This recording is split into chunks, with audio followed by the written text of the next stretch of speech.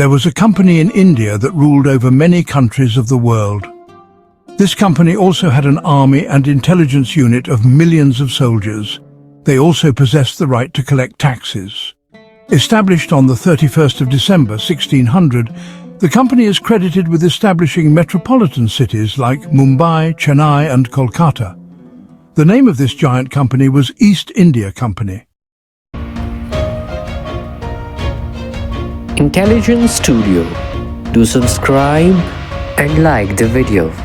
Shashi Tharoor, in his book entitled An Era of Darkness, highlights the exploitative nature of British colonial rule and the detrimental impact on India's economy, stating, India's share of the world economy when Britain arrived on its shores was 23%. By the time the British left, it had dropped to just over 3%. This quote underscores the profound economic decline due to the company's practices. The East India Company was established in Britain during the reign of Queen Elizabeth I. It was given a free hand by the Queen to do business in Asia. Time took such a turn that many countries of Asia, including India, came under the rule of the company. It also got control over big ports like Singapore and Penang.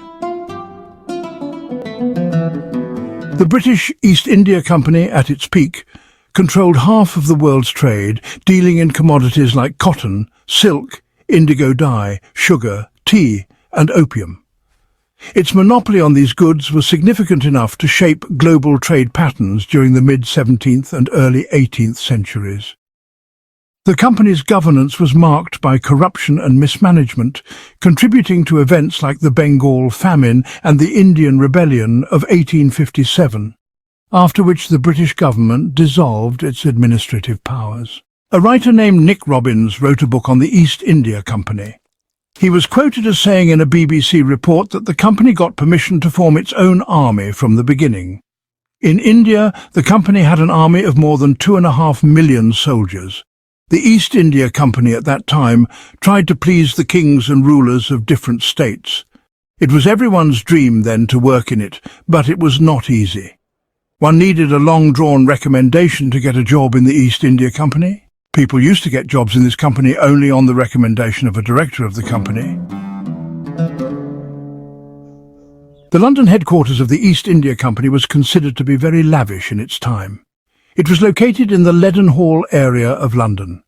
There was also a statue of King George III of England fighting at its gate. Not only this, but this company also had many warehouses in London.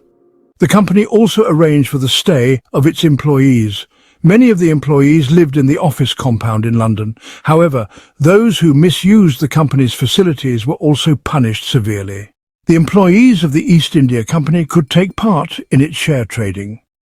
The officers of the company had the right to spend money for entertainment purposes.